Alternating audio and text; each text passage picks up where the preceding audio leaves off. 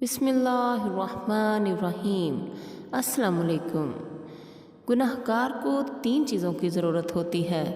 ایک تو اللہ تعالیٰ کی معافی کی تاکہ عذاب سے نجات پائے، یہ سب سے ضروری ہے۔ نمبر 2، پردہ پوشی کی تاکہ اس کے گناہوں پر پردہ رہے اور وہ رسوائی سے بچا رہے۔ پیارے ساتھیوں، اگر آپ کے سامنے کسی کا گناہ ظاہر ہو بھی جائے تو اس پہ پردہ ڈالیے، کسی اور کو مت بتائیے۔ ہو سکتا ہے آپ کی وجہ سے کوئی گناہ گار گناہوں سے توبہ کر لے۔